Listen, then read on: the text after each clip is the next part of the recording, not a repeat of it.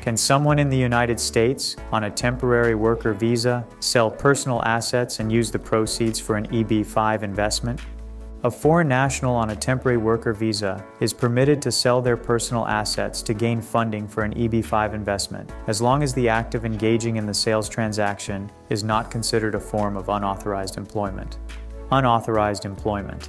As defined by United States Citizenship and Immigration Services, USCIS, unauthorized employment is any service or labor for an employer within the United States by a non-citizen who is not authorized by the INA or USCIS to accept employment.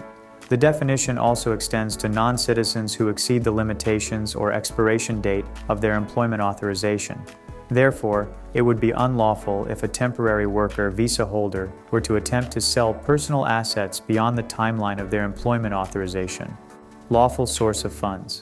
However, given the temporary worker visa holder abides by the regulations of their visa and their personal assets were lawfully acquired, any profits earned by selling the assets would be considered an eligible source of capital for an EB-5 investment.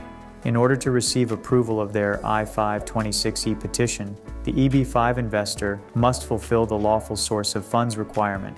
In this case, depending on the nature of the personal assets, the EB-5 investor will likely be required to provide extensive documentation that proves full legal ownership.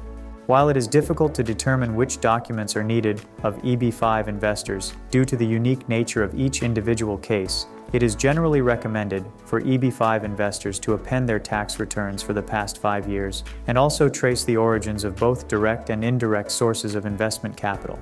Apart from tax returns, the EB-5 investor will likely be required to include any of the following documents with their I-526E petition: bank statements, capital source statements, deeds and certificates of ownership of assets, purchase and sales contracts, loan agreements or affidavits or letters of recommendation from a trustworthy source if no recorded evidence exists,